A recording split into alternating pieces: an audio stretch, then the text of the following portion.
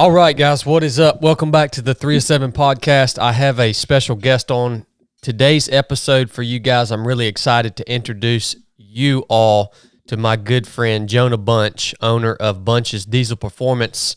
If you've been around 3 of 7 Project for very long, you may have ran into Jonah before because he has been a participant in many of our different missions, and he's doing a lot of cool stuff with his business, and he's done a lot of cool stuff with his life. He's been through a lot of transitions, and he's got some really cool stories that he shares with us today.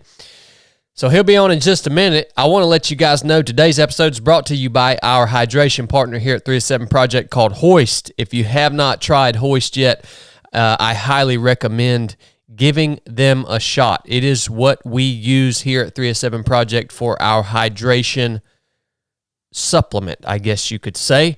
When we're out doing long runs, when we're out training, which we do a lot of, as you know, we are endurance athletes here. A lot of times you need something a little better than just plain old water. And not only do you need that, but it just, you want something that has some flavor to it. And that's one of the awesome things about HOIST. It tastes great, and it has everything in it that you need to keep you going, including calcium, potassium, magnesium, 70 calories. This stuff is much better for you than your traditional sports drinks, okay? There's no preservatives in HOIST, and it's also no high fructose corn syrup. It's flavored with cane sugar. It's just an all-around awesome product. It's clinically proven to hydrate you 110% better than water, and I believe it too. I'll actually take a bottle of HOIST up with me sometimes to the sauna, and I'm not kidding you. I can stay in the sauna longer when I'm using HOIST instead of just drinking water. It's pretty amazing. It actually works. All that being said, HOIST is an awesome company. Not only is their product great, but the people are great. They support our military. They have since day one. HOIST is battle-tested and warfighter approved. I will agree with that. It's also made in America. And it's good American, red-blooded, awesome people behind this product. So support the products and the companies that support this podcast. I promise you, we vet them on our end. They're good people making an awesome product that'll keep you guys hydrated and going further and faster than you thought you could. HOIST, thank you for being such an awesome partner. We love you guys. Check them out. drinkhoist.com. I'll attach a link along with a pro code in the show notes to this episode. All right, without further ado, here's my buddy Jonah. Good God, we got somebody else on the podcast today that doesn't know how to talk into a microphone. We ain't all got that big money. Like Give us a radio check. Check 1 2. All right. Check 1 2. Well, everybody, welcome back to the 3 of 7 podcast. I've got a special guest on for you guys today. It's time for me to finally introduce you guys to a good friend of mine, Mr. Jonah Bunch. How you doing today, Jonah? Doing good, sir. You had a right good hunt this morning, huh? Seen some deer. Yeah, sure did. So I didn't dry hole you. You did last night. Dry holed me last night. It's the same spot. It's not a dry hole. Well, there wasn't no deer in it last night. There wasn't no nothing in it last night. No squirrels or nothing. Well, hey, guys, if you're out hunting, the rut is on. Yep. You're going to be listening to this on a Wednesday. And you need to get in the woods. Yes, if you're listening to this and you're on your way to work right now, call your boss or whoever you need to call and let them know you're turning around and going back home. This is not acceptable for my employees. Yeah. Oh, it's not? No. Y'all need to get to work. No, but seriously, man, if you're going to hunt, you need to be in the woods. Now's the time to be. Yeah, now's the time. So, I can't think of any housekeeping today. We just wrapped up the Guardian Directive, which was a new course of instruction that we put out for you guys, at least a few of you guys, to join us. That was a awesome time. We did everything that you can really think of, plus some things you probably couldn't think of. and we had just had an amazing weekend, and now we got a basic course coming up here shortly, and we're rocking and rolling, man. So thank you for joining us for today's episode. I hope all you guys are doing awesome. Jonah, dude, you're a diesel mechanic. Right. Bunch's diesel mechanic. Performance, yes. Oh, daggone it. Bunch's diesel performance. Yep. So what's the difference between a mechanic and a performance mechanic? I mean, there's not any. It's just more along the lines of what we work on. Like, we don't do a whole lot of maintenance work. We more do souping up, lift kits, wheels, tires, making things better than they was factory instead of like fixing problems. We do a little bit of that too, but it's just not, not as much. Yeah. Just to let you guys know how I met Jonah. Jonah, he just kind of showed up in my life a while back, and now he has done the paddle trip, the advanced mission. He's done the Guardian Directive and the Proving Grounds. So we've spent a lot of time together. So that's a little bit of our history. I want to hear, Jonah, how did you go from being a biology teacher to a performance diesel mechanic? All right. I want to hear more about that, because you gave me a little background on that the other day. But that's a big freaking shift, man. Yeah. So first of all, we'll go back to the biology teacher. First of all, I can't picture you as a high school teacher. I mean, I can't picture that, man. It's pretty epic. But why did you choose that route right off the bat? So growing up, where I'm from, we was always kind of, and I don't know if it's just the town or whatever, was always pushed toward going to college. Like, the only way to be successful is you have to go to college to have a degree. Same here, yeah. So, I get out of high school and did the whole college, because, it almost at the time, because they had, the technical path for the mechanics and the woodworkers and electricians, stuff like that. But really, it almost had a look down upon, like that was for the people that was not intelligent. If you were getting the tech prep like, diploma. Oh, those are the tech guys. They don't, yeah. So, yeah, I remember that. So I was on, of course, on the college path, played football and stuff, and then ended up getting a scholarship to play football in college at Carson Newman. Went there, and I'd always, wanted to make pretty good money. So I got into the biology side of it because I just, I wanted to be a doctor. I wanted to be an orthopedic surgeon, actually.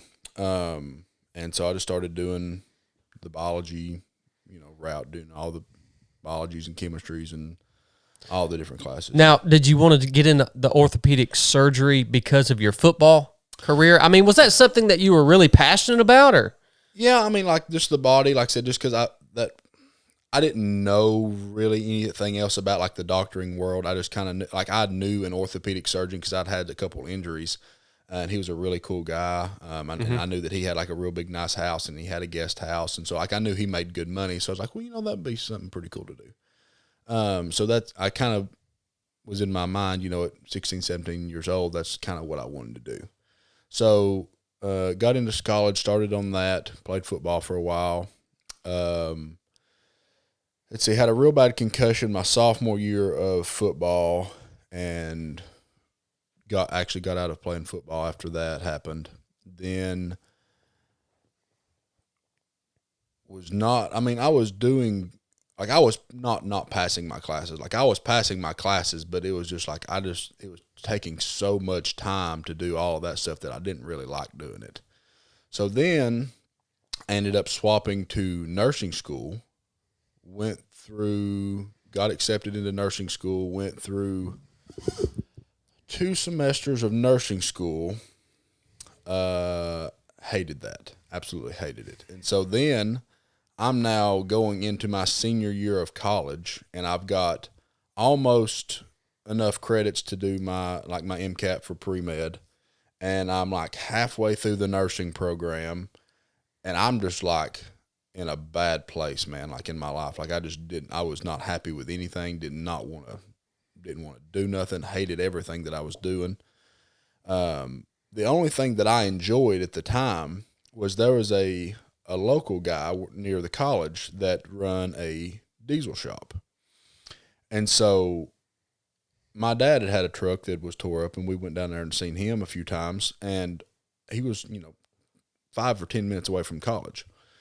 So on the days that I didn't have to work after college, I was going over there, and I went over and told him, like, look, I said, I don't want you to pay me nothing. I said, I literally will just come here and help any way that I can, sweep the floors, whatever, and just kind of learn, because I was really interested in it. I thought it was cool. So I would just go over there and hang out, and I was there any time that I had free time. That's where I was at. And I loved that. But I guess it never clicked in my mind that, that's something I could do. That was a viable way to make money. And then, me and him was talking one time, and was talking about, like, what kind of money and stuff the shop's making. He's like, well, that makes, that's a good idea. But, still in my mind, it didn't click that, you could go and, drop out of college and do that. Because I actually had a professor. I thought about quitting going into my senior year of college, and was going to work for a freight company, shipping freight for Old Dominion, loading trucks and stuff, and then was going to work for him on the side. And I had a professor just like, you don't want to work on trucks. You can't make no money doing that. You need to finish this degree and all this stuff. So I did. He kind of talked me out of it. So I ended up finishing the degree, got a biology degree, and then got a job. I actually taught full-time the last semester of college. So I was teaching full-time and going to school full-time that spring. So I would get up. I was driving about an hour to work, would teach until 4, get off about 4 o'clock. I'd come by the dorm, pick my brother up because we lived together. We'd swing by the cafeteria and eat supper about 6, and then I was going to night class. I did that for the whole spring. And then... now, were you teaching high school? Yes. Did you teach? That was actually at a private Christian school, and so I taught anything. I taught freshman level biology. I taught physics, and here's a funny story. I never took a physics class in my life. Didn't know nothing about physics, and I'm teaching a senior level honors physics class in this school because that's what they needed. Huh. And so I'm just like trying to stay a chapter ahead of the kids. Like I'm just reading it and trying to figure out what's going on. So I didn't know nothing about that. But anyway. Right off the bat, just in what you've said, the part of your story that you've told so far, isn't it wild, man, how there's nothing in our educational system that teaches kids that, hey, you can actually have a business that is yours doing something that you enjoy. Mm-hmm. Like, it's actually anti that. Yes. That's absolutely exactly the case that you experienced in your life. Absolutely. Man, okay, I found this thing that I'm pretty passionate about. It's a specific skill. I enjoy it. And then you have a professor talk you out of pursuing that. And I think there's a case to be made either way. Like, you had gotten that far with your degree. So, yeah, you should probably go ahead and finish that up just because you've gotten that far. But at the same time, man, it's like there needs to be some aspect of the way that we are raising our next generation. There needs to be some aspect that is encouraging them that, hey, yeah, you can go get a college education and go that route, but you can also figure out what you like to do and start your own thing around that. Like, that's okay. Yeah, absolutely. And that's kind of this thing that Blake's daughter did yesterday. Mm-hmm. That's kind of like what I was trying to instill in her mind. Yep. And she didn't even when I first told, so Blake's daughter, I was talking to her the other day, and she didn't comprehend the concept of money. She just thought the only thing money was for is to give to someone else so that they would give you what you want. So she was thinking ice cream. I asked her what she was going to do with her money. She said, I'm going to buy ice cream. And I said, well, what if you took your money and bought an ice cream maker and you started making the ice cream and selling the ice cream to people for more money, and then you could also make your own ice cream for free. And then it clicked in her head, so now she started a smoothie shop, and we were her first customers yesterday. And when I saw the light bulb come on in her mind, like, wow, I like ice cream, I like smoothies, and I can actually do this and sell these things to people to make money. Mm-hmm. It was like a light bulb went off in her head. And so maybe it's not on the schools to try to instill that in the next generation. Maybe that's more on the parents to instill that into their children, right? I just don't think that happens very often. I mean, I don't know that I had any mentorship when I was young from any angle on entrepreneurship or business ownership, if you could say, if you want to call it that. So, right. Yeah, that's wild, man, that you were even considering that, and the dude talks you out of it, says that's a joke. Yeah. Yeah. So the teaching thing. So yeah, did you like teaching? I enjoyed the concept of teaching. I didn't like... Pull that mic up close to your mouth. I didn't like that I had to... So most teachers are mastered, or they... Like in college, they will study teaching, and then they will have, for example, like I think and it may be different for different states, but I think in Tennessee, like all that you have to do to qualify to be a science teacher in Tennessee, like you could be an education major and take like 3 or 4 science classes and you're qualified to teach. So I was taking 3 and 4 science classes a semester, and then wow. So I was really good on the science side of it, but I didn't have the teaching part of it. But like, because teaching in and of itself, being able to teach people, that is a skill in and of itself. So yes. You have to learn how to teach, right. And then you have to learn the subject matter to teach. Right. Yeah, those have to go hand in hand. So the way I taught was different than, I guess, that the other people in the school. Like I was getting, like my kids was doing good. I was getting good grades, and they was getting the concepts, but I didn't know like the little algorithms and the little systems of how to teach certain ways. Like I was still getting the point across, but it wasn't done in the way that they wanted me to do it. And so really what I didn't like was like, if you've got a kid that needs to learn, the concept of mitosis, for example, and I know how to explain that to that kid, and then they can explain it to somebody good enough to make the grade on the test. Well, like there doesn't need to be a reason or it has to walk through, have to go this step, this step, this step, this step, this step to teach them. Like as long as they know it, I don't understand why. So that was always a problem for me. It's like, just let me teach it. As long as they learn it, then it's fine. That's right. Yeah. I would think, but apparently not. That's not how that works. Yeah.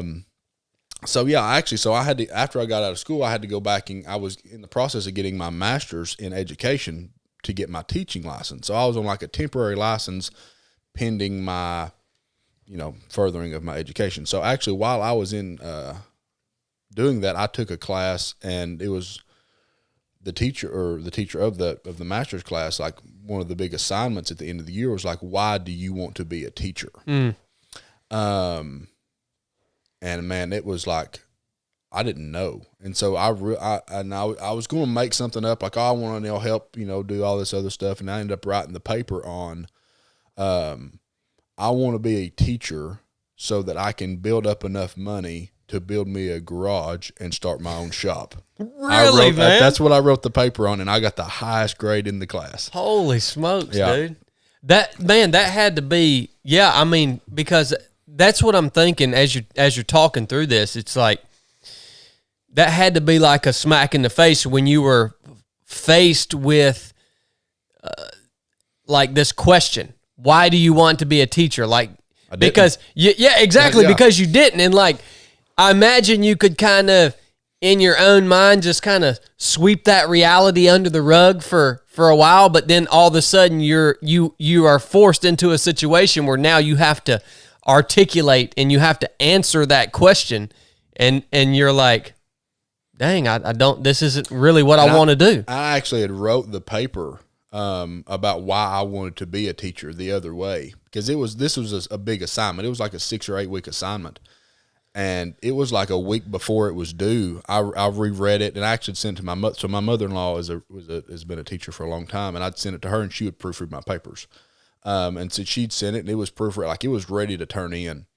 And I read through it that last time, and I'm just like, this is just a bunch of crap. Like, this is a complete lie. And I'm just like, I'm not doing it. Like, I'm not doing this. So if I fail the class, I'm failing it. But I wrote it how I wanted to write it. I didn't even have time to proofread it. Sent it in, and like I said, got the highest grade in the class. But that teacher was actually very supportive of what I was wanting to do. Okay. But it's odd, because at that age, 18 to 21, like, you got so many kids that are making monster decisions on their entire life, and you've got these people influencing these decisions based upon what they've done in their life. Yep. Man, I think that this is so relatable, just like you said, to so many people, especially younger people in that age group.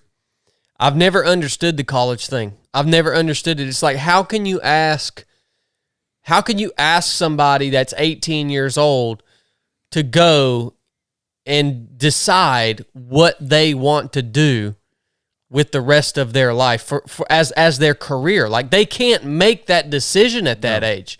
And if you're going to go to college, unless you just want to waste a bunch of time and money, you better have that question answered, or else you're just wasting time and money, right? Just taking classes and doing things just because that's the way people are supposed to do it. Yep. And it's a broken system, man. Very. That's a broken system.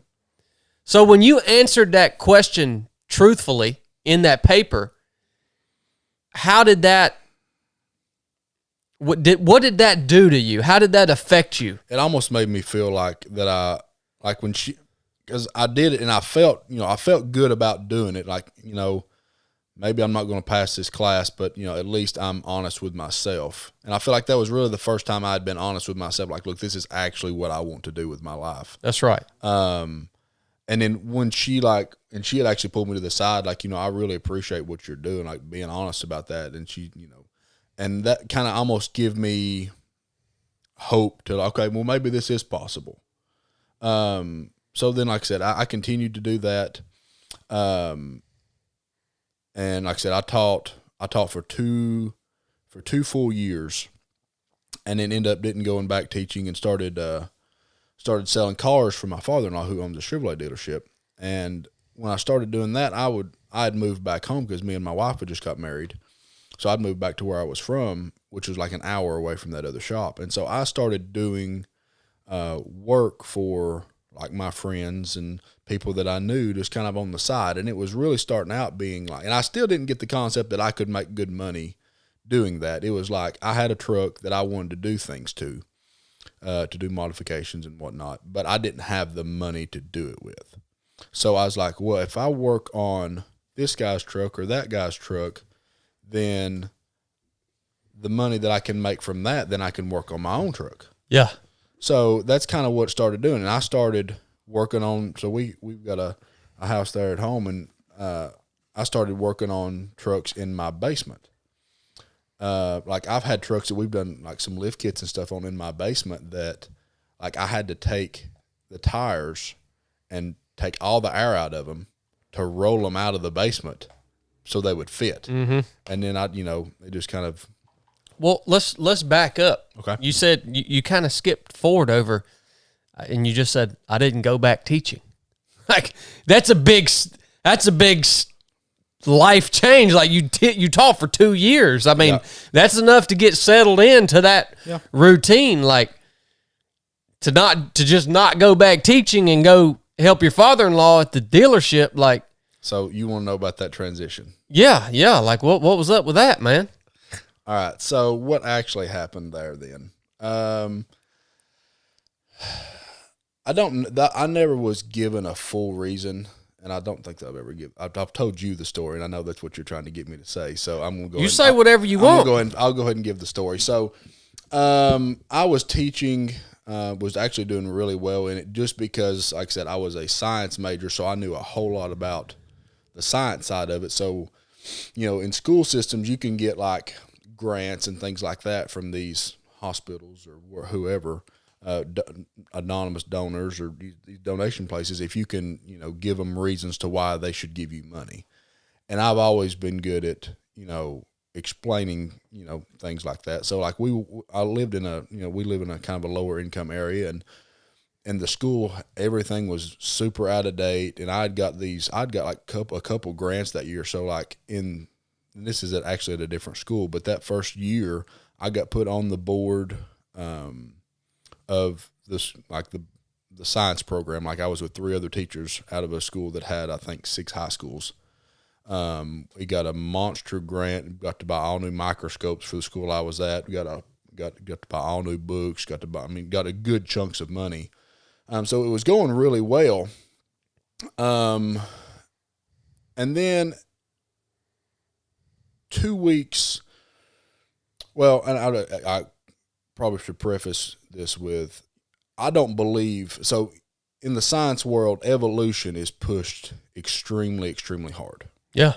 And I'm, as a believer, I believe in parts of evolution. So like microevolution, like changing within the, a species can adapt to its area based upon, over time, but you're not actually changing from one species to the next. And so that's generally about a 4 to 6 week class that you go through and explain that to the kids and, all that stuff. Well, I had caught up on some other stuff. And so I actually did that in like an 8-week block. And what I did, and I didn't ask permission for this, I just went and I taught half the time on creation. I taught biblical creation, and then I taught evolution. And at the end of the time, I had a big paper for the kids to write, and they wrote, the paper was, give me do you believe in evolution or creation, and why? And so it was like, a big 1,000-word paper for the kids. And so they all wrote the paper, and not one kid wrote that they believed in evolution. And I tried, when I did it, like I said, I didn't try to skew it one way or the other. I just tried to give, here's these facts, what do you believe? Yep.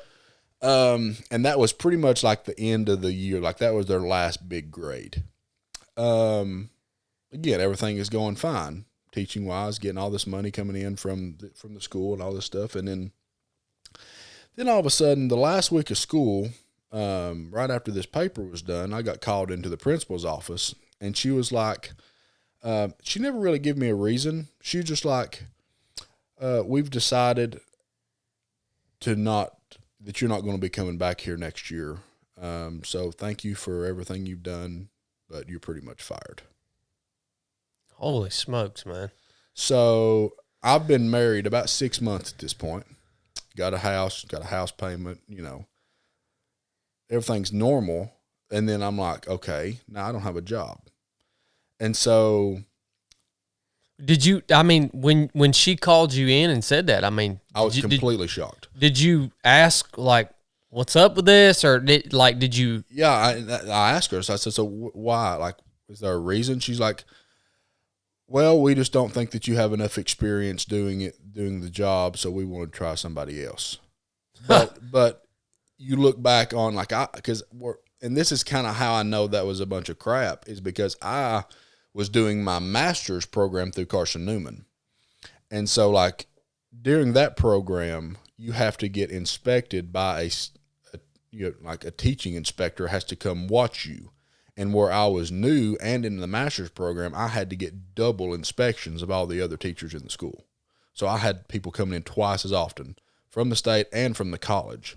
And all of my reviews was extremely, extremely good. Like they're like, you're doing awesome. Like you're doing really, really good. All this stuff, But then all of a sudden it's like, oh, you don't have enough experience. You're not good enough at it. And I'm like, okay.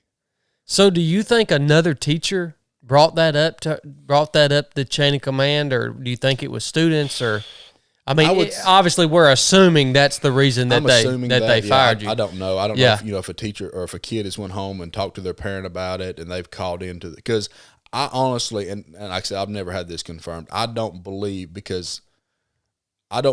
it was the principal's call.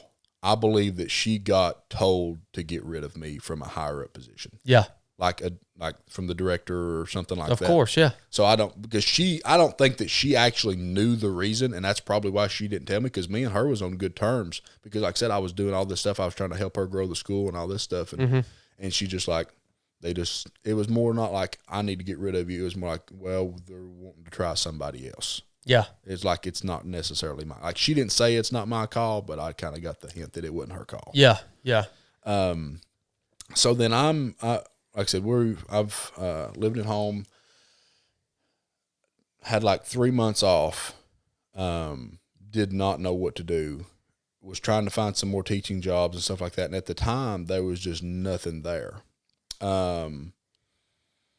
Was really like, I don't know what in the crap I'm going to do. And I was still, like I said, I'm working on people's trucks, like on the side, just kind of piddling. And so then I got, like I said, my father owns a car dealership, and I've always bought and traded vehicles and stuff. And I called him one day. I was like, look, and this is end of July, roughly. School starts 1st of August. So if they're going to hire a teacher, they generally hire them in June. Yeah. And so you've got some time to get, and I knew pretty much that I wasn't going to have a job coming up, and I knew I had to have a job. So I was like, can I come sell cars? And he's like, well, yeah. So, I started selling cars, and then, getting into the automotive industry a little bit more, I guess, just because, you're seeing people coming in with trucks and stuff like that. So like I would sell them, I would sell people a new truck. And then like I had access to these other vendors because I was kind of doing this stuff on the side. Like I'll sell this guy a new truck, and then like I would sell him through like on the side, I'd sell him like, some floor mats or a bed cover or something like that. And I was, installing stuff like that on the weekend. Like I did a lot of like the gooseneck hitches in the backs of the trucks and, stuff like that. Yeah. And so that kind of got to be more. And then I started getting people would come in and they were just wanting to see me about doing stuff to their vehicle. Mm-hmm. And that didn't go over super well. Yeah. So, that, like I said, as that kind of growed,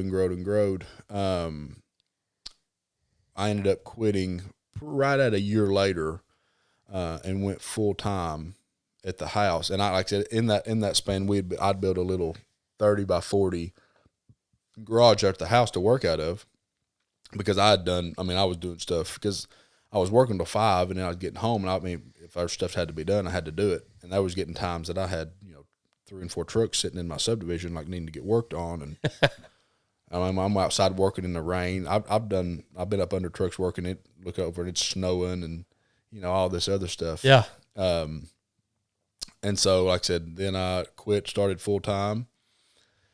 I don't know if I've told you this part of the story or not. I'd had this building built. They finished it in March. I quit in July. So that's, 3 or 4 months of time. Everything's fine. When I quit in July, in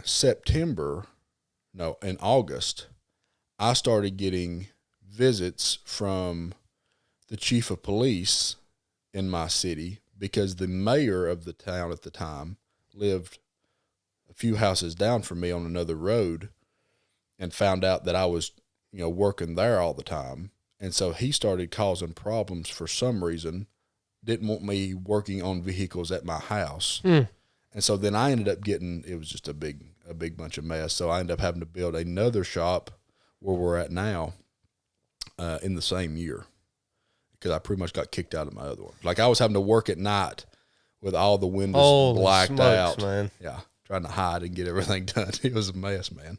Holy smokes. So when you quit at the dealership and you decide to go launch off into this thing full time, did you have enough work to keep you busy full time at that point? I was scared to death. I was absolutely terrified. But I talked to my wife about it, and I was like, you know what? I figured up, because I'm pretty strict on budgeting money, and I told her, I was like, I really feel like, and what I'd done is I'd started saving some money, and I had about 3 months of bills saved up, and I was like, I've got this little bit of chunk here saved up.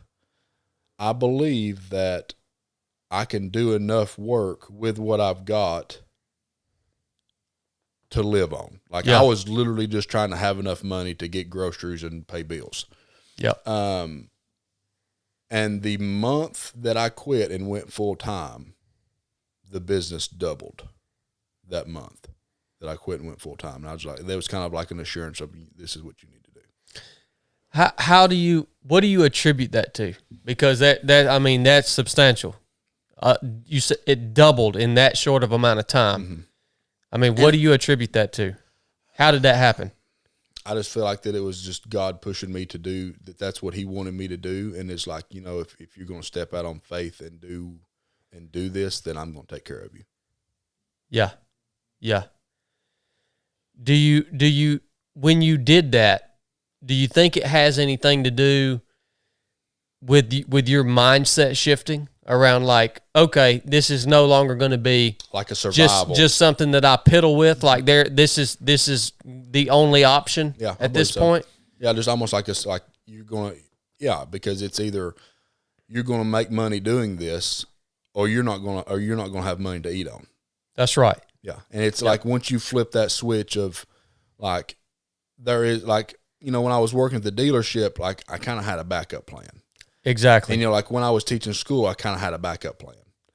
Like, you go all in, and I didn't have a backup plan. I couldn't get a teaching job. I was not going back to selling cars. Like, there was no other options. Like, I was getting it or I wasn't. Isn't that funny how that works, man? Yeah. I mean,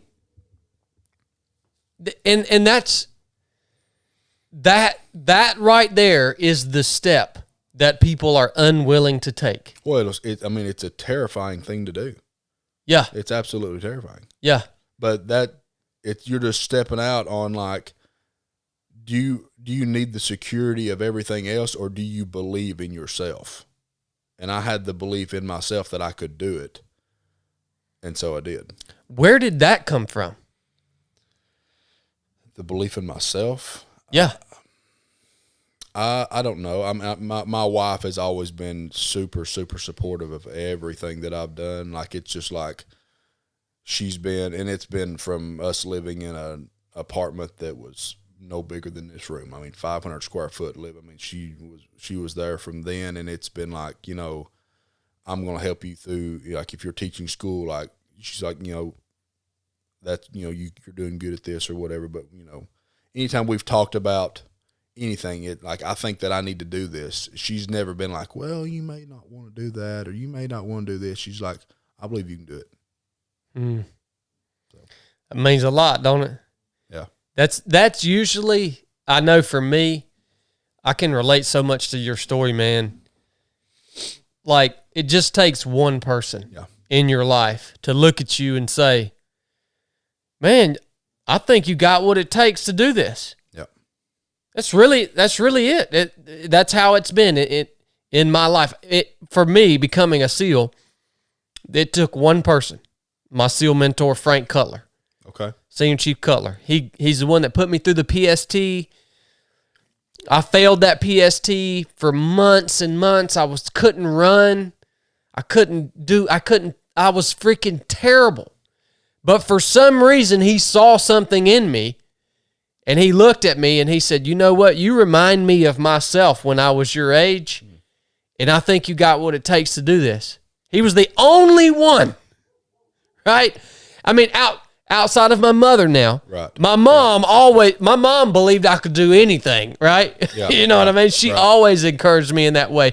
But somebody from the outside, not your mom, that, not to discredit moms for their love, but you kind of expect them. But somebody that you don't expect to come in and say, hey, no, man, you can do this. It just takes one. That's it. I think that's important for you guys listening to this too, because you can be that one person that does that for somebody else, right? Yep. It works both ways. Like, if you've experienced that before, like, pass that along to somebody, right? Be that person that looks at someone. Now, don't tell them a lie. If they're not cut out for whatever it is they're thinking about doing, don't tell them a lie. But if you see someone, if you know someone in your life that wants to do something and they are lacking confidence, be that person that just, like Jonah's wife. And the thing with it is, it doesn't take, and I've told you before, like, I'm not the best mechanic in the world, but I'm going to do whatever amount of work it takes to get to where I've got to do. Yep. Like, it's not about the skill. Like, the skill is something you learn, but you can't learn to do the work. Yep. That makes sense. Like, you just got to do it. That's right. And I would predict that if you would not have quit at the dealership and went all in, I bet the diesel business that you have now would not even have came close to doubling. Oh, no. It probably would have just stayed the same and eventually tapered off. Probably. Mm-hmm. And I think that's huge, man. That's huge. I don't think there's any other way to do it. You hear people talk about all the time the thing that they're passionate about being their side hustle or something. That's a bunch of freaking bull crap, man. You ain't going to get nowhere doing that. Like, you have to leave the thing that, you have to leave your little security blanket, and you got to go and do what it is you're passionate about doing for it to ever work the way you want it to work. That's just the reality. I don't think there's this middle ground that you can skate where you can maintain this certain level, because it's that level of security that's keeping you from pushing hard, as hard as you need to push to make the thing that you want to grow. Absolutely. It's that security. It's that comfort, right? Mm-hmm. That's what's keeping what it is you want to do from becoming what you want it to be. That's what it is, man. That's been my experience in life. Oh, yeah, absolutely. Like, dude, I remember when I left to go to when I left to go join the Navy, I gave everything away. Dude, you would have loved my truck back then. I had a 95 Ford F-250 sitting on 37s. Man, it was clean. Regular cab, long bed. I gave it to Blake. I gave everything away. Gave my truck away, gave my clothes away, any possession I had. Because all those were little security items that if I would have held on to those things, it would have given me something when times got really difficult for me. It would have given me something to say, I could go back home to that. You know, I could go back home and I've got my cool truck, you know, and all my stuff that I really enjoyed. I could go back home to that and life wouldn't be all that bad. Yep. But I got rid of all that crap. And I didn't do that consciously. Like, I didn't intentionally do that. I did that because I made my mind up that there wasn't going to be any other freaking option. Failure is not an option. Yeah, there was no other option for me. So I wasn't like, I'm going to get rid of all this stuff just so it's not tempting for me to go. No, I just made my mind up that there's no other option and this is what I'm going to do. So then therefore, the logical thing to do is give all that other crap up. Just give it all away. You don't need it anymore. That's just the logical thing to do. Mm-hmm. It's not trying to avoid the temptation. It's when you make that decision, the logical thing to do is freaking leave all that other crap behind and push forward into whatever it is you've decided to do. And that's a perfect example. Your business freaking doubled after you made that decision. Yep. That's unbelievable, man. And what was that amount of time? Oh, in 30 days. In 30 freaking days, man, because of that decision. Now, you give glory to God. You're exactly right, man. When you step out, usually you know what you've been called to do. You step out, right? And God is going to provide the blessing, but he wants you to make he wants you to make this decision that we're talking about here. You know?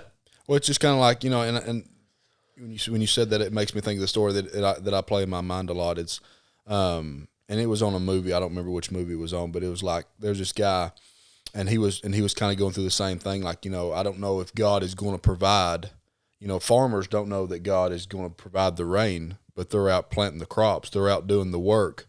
And he just called it, I'm preparing for rain.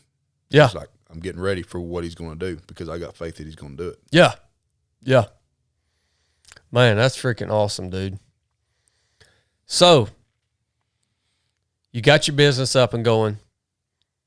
How long has Bunch's Diesel Performance been in business now? Let's see. I actually got a business license while I was still working at the Chevrolet dealership. When that was 5 years ago this month, and I quit that following July. So I've been full time at it a little over 4 years. And man, it blows my mind how that's grown. Yeah, blows my mind, man. Well, what have been some of the biggest difficulties that you've been faced with thus far, and then how did you what solutions have you come up with? I mean, I know there have been many, but do any stick out in your head? The biggest one was getting pretty much right after I started, because like you said, and this is one of those times that if I would have had another option, I would have done something else. I was like, I'm just not dealing with this. So right after I started, like I'd been doing it however long, 2 months maybe. And they come and pretty much is like, look, you've got 30 days to shut this down. And so I didn't know, I had no idea what to do. Because they wouldn't allow you to operate out of that shop that you had built at your house. Correct. Okay. And there wasn't necessarily, the problem with that is I think that if I would have went to court over that I could have won that court case. Yeah. But I couldn't have paid for a lawyer. So they would have just destroyed me. So you know what I'm saying? So right after that, so I didn't know, at that point I had no idea what I was going to do. And I grew up on a farm I live about 5 or 10 minutes away from there. And my mom was like, I will let you have 2 acres right here on the corner of this farm beside the road if you want to build you another shop. And I was like, okay, so now I've got somewhere that I can go, but I still ain't got no money to go there with. Yeah. So this is where like I was talking about, the support of my wife is like, she believed that I could do it. So she went with me and we took out a second mortgage on our house to build this shop so that I could continue doing the business. And we had to pay a little extra because like I had to have this thing moved in 60 days, because if I didn't, there was no money coming in at all. And so like they told me I had 30 days to get out.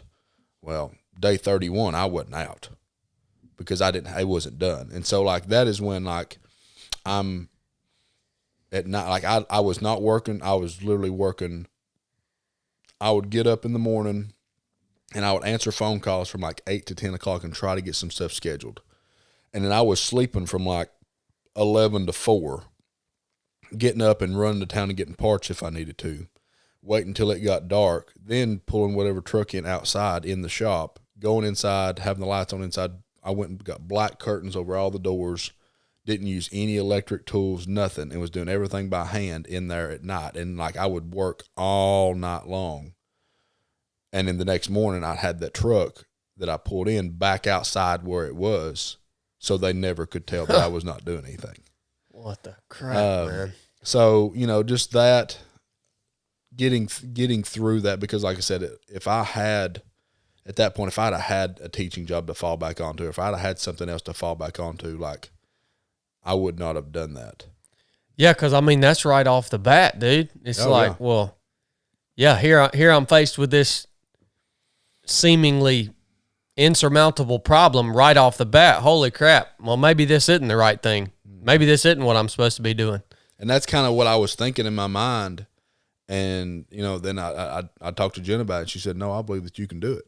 And so then, when you believe that you can do something, like I said, I was preparing for rain. We found a way to make it, at least give it a chance. Yeah. So that's been probably one of the hardest things, like I said, right off the bat to do. Because even when we moved in the shop, like I was so then you add that second mortgage onto the house, which jumps a big chunk of money you got to come up with every month. Yeah. And, I'm doing like 1 or 2 trucks a week. Like I'm not doing a ton of work. So there's not a ton of money coming in.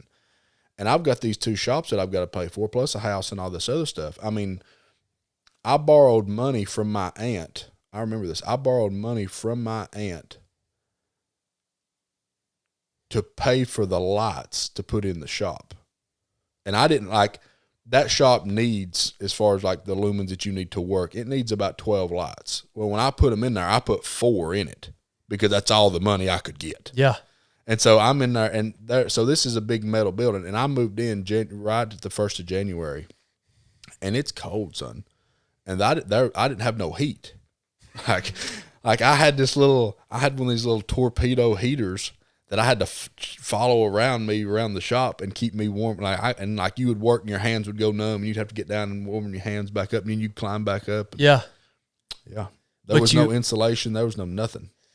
Man, I just wonder though. We talk about times like that, and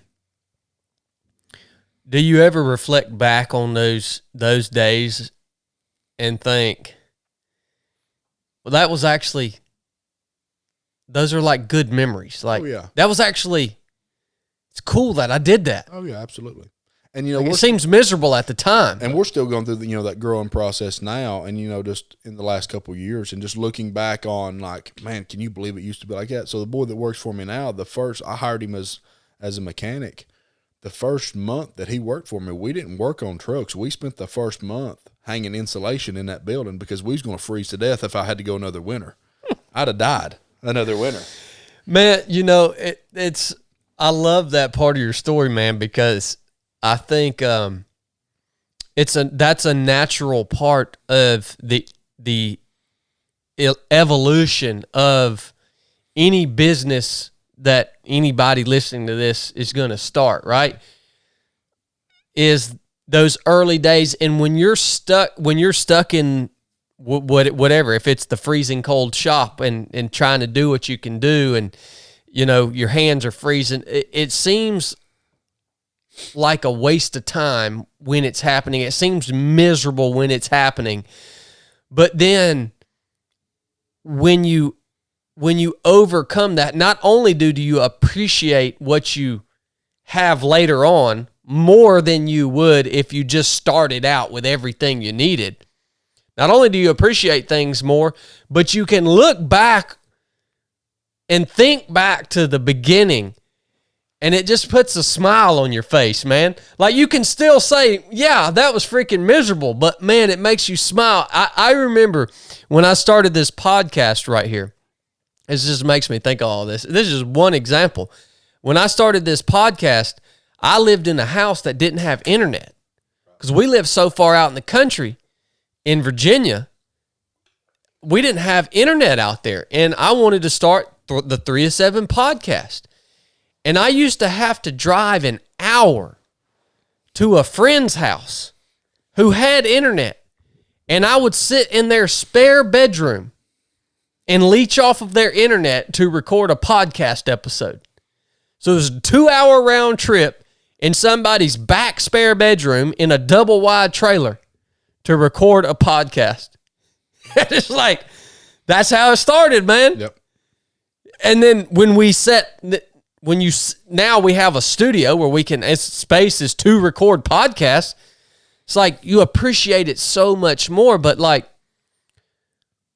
who's going to do that? Like, who that wants to start a podcast is going to drive an hour one way and sit in somebody's spare bedroom and leech off their freaking their crappy internet to record a podcast? Because people won't do that, man. But people won't do it. Who wants to start a shop, but they're going to start off with a metal building on an empty 2 acres of land in January and freeze their nuts off? And like, no, people ain't gonna do it. They want to start with everything that they think they need to make it this big production. That's what they think they have to start with.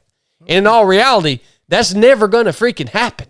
And that was a year in. Like, that's because like I said, I started the business and got the business license in 2017 in November, and I moved in 2019 in January. So that's like a year and 2 months after I've started. I'm still freezing myself to death. Yeah. Just trying to pay the bills. Like, it's not going to be. And so I think a lot of people get the misconception of, hey, I've got this great idea for this business and I'm going to bust my tail for 3 to 6 months and it's just going to work. Like, no. It ain't going to work. I mean, I'm not saying it doesn't always, but you may work 2 years with nothing, but it's not. Like, you can't do it because, I'm trying to make all this. If you're trying to do this for the money, you're never going to make it. You got to do it because you love doing it. Yep. You got to love the process of doing it. Yep. And the money will come. As a byproduct of the money will come years, probably years, yes, years down the line. Yeah, that's exactly right.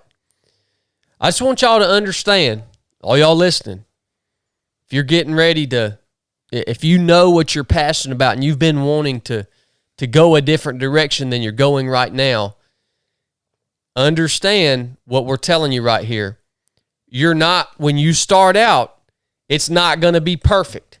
If you want to start a podcast, it ain't going to, you can't start out with a Joe Rogan podcast studio.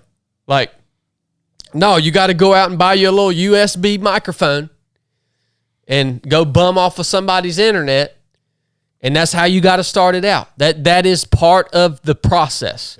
Yep.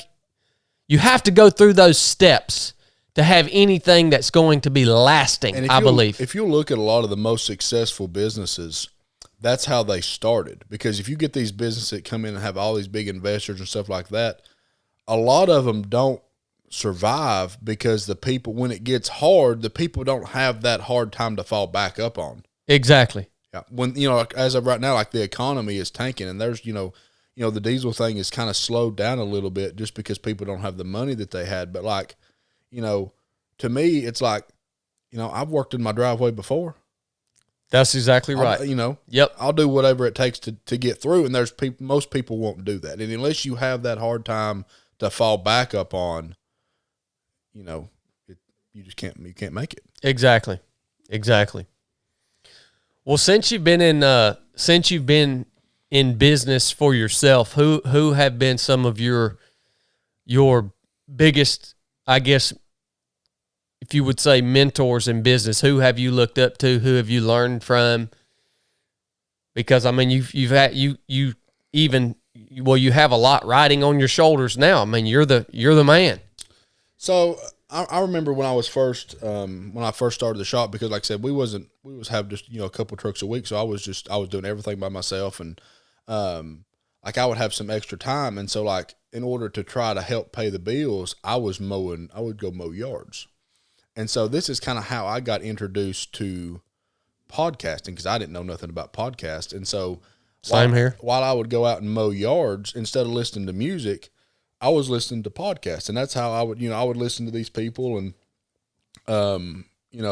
talk about business or talk about the truck thing. And one guy who's actually a really good friend of mine now, and like, he's in the diesel performance industry, he's an old head. He's a giant.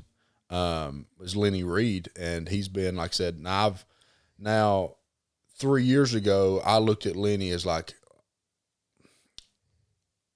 super high on a pedestal, like, super, super high. And 3-4 years later, I've got Lenny's phone number. I talk to Lenny, on a monthly basis. I've been to his house. Like, we go ride Jeeps once a year up in the woods and just go hang out because we're buddies.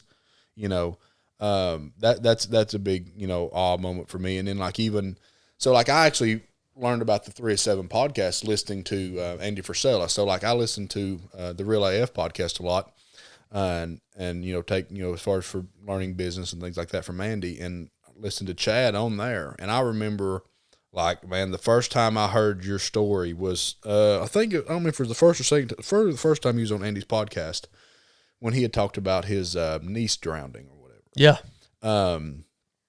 Man, I was like, that was the first time I'd ever heard of you. And so then I listened from that point till now. Like, I was going back and listening to all the 307 stuff. Like, I was bought into all that, you know, all what you all was doing. And I remember I drove to Florida, which from where I was at was about a 14-hour drive one way and back. And I listened to 307 podcasts from the time I left to the time I got back. Like, just constantly. And like, you know, listening to Chadd and Blake, like, I would just love to meet you guys. And, you know, then, you know, a year later, like the relationship now that me and you have, just because like I said in my mind that I was going to know Chadd. Mm-hmm.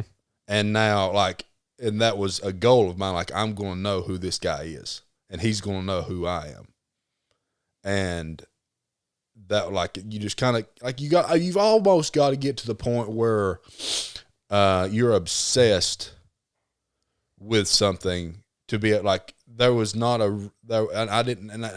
tried multiple things to try to get your attention, if that makes sense. And then, like I said, I started doing the courses and stuff. And then, like I said, at the courses, like, I always tried to really do, you know, as best as I could. Mm-hmm. And like I said, then and I was like, you know, once I get a chance to talk to him, I think that we're going to be good. But like, I just wanted I had to put myself in that position. You've got to, like I said, you got to put yourself out there to get to that. But yeah. I mean, you, like I said, you're a big mentor of mine now, you know. Well, I know we share a mentor. I appreciate that, Jonah. That means a tremendous amount to me coming from you, man. And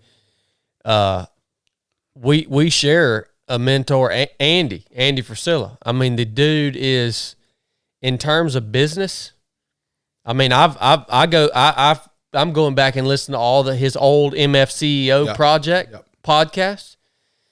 He's a freaking wizard, man. Yep. I mean, that's all the dude studies.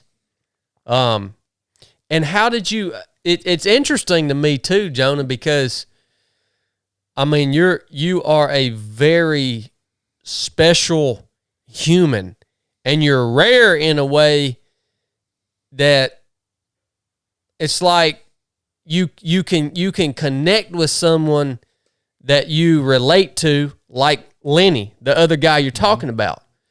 You connect with that person through some form of media, and Lenny had no clue who you were. And you have built friendships with people that you want to be around. I mean, how did that work with Lenny? I mean, so, you know, and I don't know if I'm doing this subconsciously, but now that you say that, just kind of looking back or thinking on it, like, there's nobody really in my immediate life other than my brother Noah who I can have conversations with about deep things or, you know, about business, because there's nobody immediately close to me that, like, you know, the saying is, like, you're the sum of your 5 closest friends. Yep. Well, I couldn't find that group in my area. That's exactly why I'm asking you this question for the listeners. Okay. Because it is extremely important for people to understand how you have done what you have done. Okay. Because you've taken information from people, but then you've taken it to the next step, and you've been like, no, I'm going to do life with these people because I can make them better and they can make me better. And that's the person I want to be. People can't do that, man. You're a weird dude, man. I don't know how you do it. So that's what I'm getting at. Okay, well, I'd never really. I guess I've never really thought about it. I just did it. So, like I said, I didn't have that group around me. So I've said in my mind, and like I figured out the people that I wanted to be around. Yep. And what they've done, and I need to get to know these people, and these people need to get to know me because I'm, I feel like that I've done a lot of stuff, and I can kindly relate to people, and I feel like and most people, when you meet even very high performing individuals, they're just normal people. Yeah. And if you have everybody is, and I feel like people can get the vibe off of you that you're either about it or you're not. And I feel like, so anyway, so like with Lenny, Lenny owns Dynamite Diesel products, and they build fuel injectors for trucks. And so Lenny, like I said, he's one of the really big guys in the industry. So what I started doing is so there's all kinds of different injector manufacturers, but Lenny's are kind of the next level. Like they're the top of the top. And so what I started doing was I started solely offering to my customers, because I want to offer the absolute best products available. If you're coming to my shop and you're getting a set of injectors, you're getting a set of Lenny's injectors. And that's the only injectors I would sell. I didn't care what was on sale. I didn't care whatever. Like, if you want the best stuff, which is what I'm doing, that's the injectors that we're getting. Yep. So what that turned into me being a shop, because, most shops are like, because there's other injectors that I could buy that I could make more money on. Yeah. So what I started doing is I didn't care. I was just buying straight from him. And so we was doing a ton of stuff. And then that turned into, so there was something that happened with one of the orders that I made an order, and they'd sent me the wrong thing. And I'd send an email, because I'd not really talked to them or nothing. Send an email out, hey guys, this is the wrong ones. And, a lot of people throw absolute fits about stuff like that. And I'm like, look, just whenever you can. And I get a phone call from Idaho, and I answer the phone, and he says, hey, this is Lenny Reed, owner of Dynamite Diesel. Sorry about your order. Just wanted to reach out to you and tell you we can get it took care of and all this other stuff. And so then I had his phone number, but I didn't and I feel like a lot of people, when they get a contact with somebody, they wear it out, and then that person wants nothing to do with that person. And so then what I started, and I just kept buying his stuff. I just kept buying his stuff and buying his stuff. And so then I reached out to Lenny one time. I was like, hey, I've got a couple weeks coming off 3 or 4 months in advance. Hey, I've got, a couple weeks off. I would love to come out and look at your shop, see kind of how you do. Cause like I said, I was like, we solely use your stuff just, to get a little bit better customer experience so I can explain to the customer why your stuff is better, an in-depth look. And he was like, yeah, man, come on. So I flew out, and see, the thing with this is too, like people think that like, oh, well, I'm going to meet this person just because they have all this money that they're going to take care of me. Like, look, I spend my own money to go out there. Yep. To meet this man. And then we go out there, and I'm staying in a hotel, and I go to his shop, and I spend a full day with him and his guys. That night, I'm fixing to leave to go back to the hotel. He's like, hey, where are you staying at? And I told him. He's like, well, won't you just cancel that and you just come stay at my house? So then I end up staying with him, and I was supposed to go out there for 3 days and come back, and there was a snowstorm that come up. And he's all big into Jeeps and stuff. And he's like, hey, let's go. You can't fly out anyway because of the snow. He said, why don't we go ride in the mountains? And so then now me and Lenny have become super good buddies just because of a circumstance that was out of my control once I got out there. Yeah. Yeah. So, and I guess what it is people, and I'm not trying to say this in an arrogant way, but people think that they deserve your time. 100%. Yeah. People think that. For no reason. Yeah. Like, you have to, if you want something from somebody, like if I want to spend time with Chadd Wright, I didn't want to go spend, a week. I wanted to go spend a few hours and have a conversation with you. But to do that, I have to add value to you. So I have to go spend money on courses or whatever because that adds value to you. And then once I have value to you, then when I say, hey, you know, whatever, you're like, sure. Yep. And what it generally turns into being is it's not like, hey, when you treat people the right way, it's not, hey, can we do X, Y, or Z? It's you treat people the right way and you get to know that person. That person will call you, hey, won't you come do this? Yep. Hey, why don't you come do that? Jonah, man, you don't even know how much I relate to exactly what you're saying, man. This is how my whole journey started. Yeah. Exactly what Jonah is talking about right here. This is how y'all know, I don't know if y'all know, I made a post the other day. My biggest mentor in business and branding and all 3 of 7 project and all that has been Jesse Itzler, right? Right. And I've even went as far as to make the statement that many of you would not even know who I am if it wasn't for my relationship with Jesse Itzler, because he taught me how to do most of what I do now. I didn't even know what branding was. I didn't know what social media was. I didn't know how to reach people. I mean, Chadd was still Chadd, but I didn't know how to do any of what I'm doing now. And you know, man, the way I say what you just said is don't ever be the person who asks someone that you look up to for a favor. They don't owe you nothing. Owe you nothing. Become so valuable in that person's life that they then want to do things for you. Yep. You don't have to ask them for a favor. This is exactly what happened to me. I saw I could provide some value to my buddy Jesse before we were buddies, right? And we connected. I saw I could provide some value.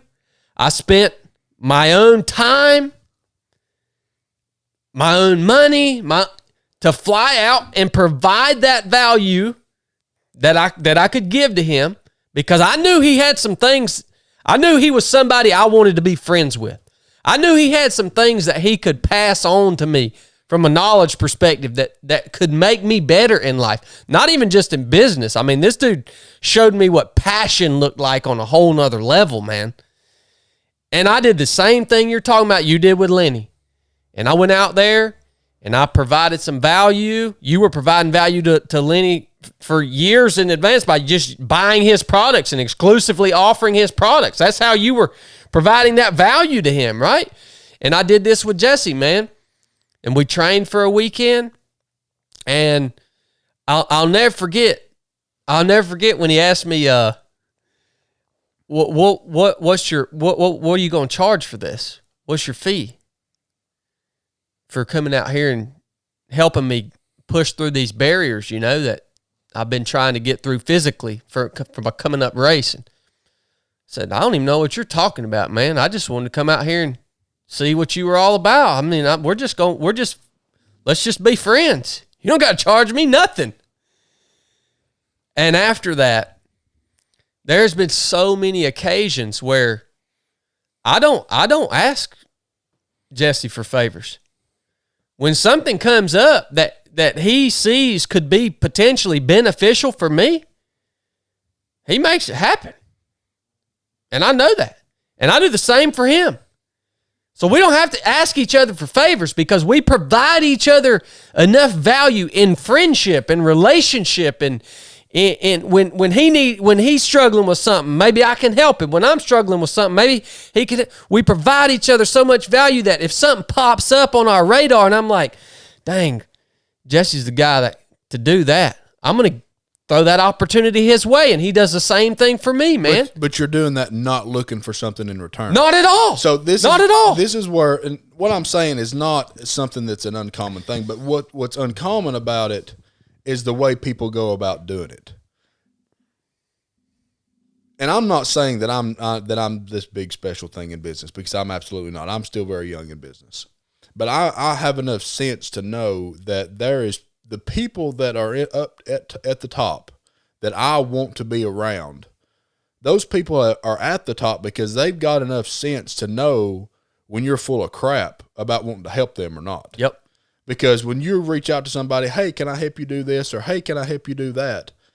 You know, they don't need that. What they need is when you see something that person needs, you don't ask them, hey, do you need this? You show up with what they need. That's right. Yep. 100%. Or bro. like, you don't like, hey, you got this. It's not transactional. No, you do. And you do it. If you do it trying to get something in return, that person knows that from the start. Yes, sir.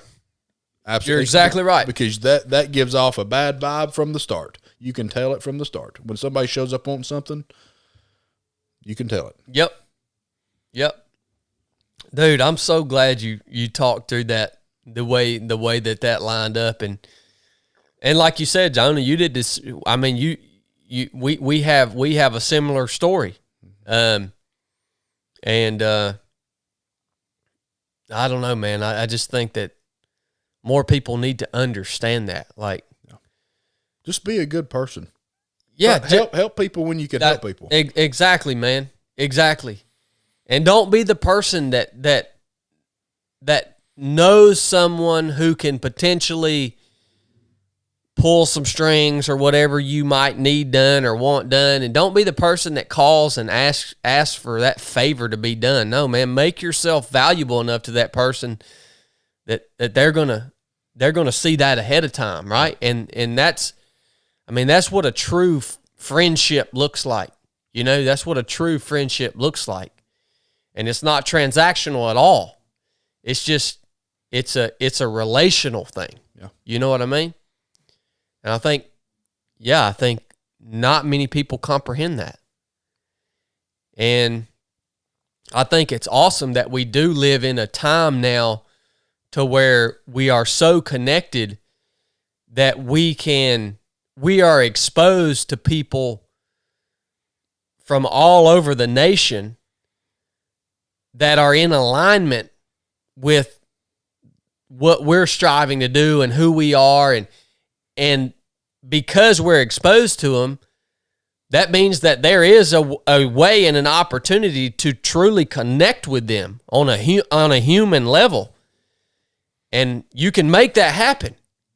And it's important to make that happen, because the network that we build, like you say, especially those closest 5 people, the network that you build is going to greatly influence what you become and who you even are as a person. Absolutely.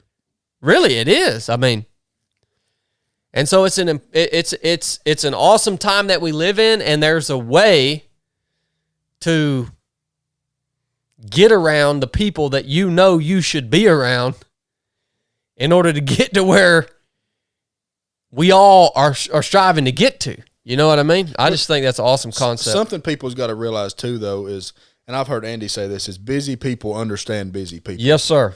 Like when I need something for Chadd, or I've got a question for Chadd, and I'll text Chadd, he may not text me back for 3 or 4 weeks. I'm not texting Chadd every 2 days. Hey, did you get this? Hey, what's going on? Or will you respond? I know that he's got it. And when he's got time to get back with me, he'll get back with me. Yep. I'm not, and there's so many people, and I deal with people all the time. Like, if you don't text them back in 5 minutes because their girlfriend texts them back in 5 minutes, then, you're just a bad person. That's just not how it is.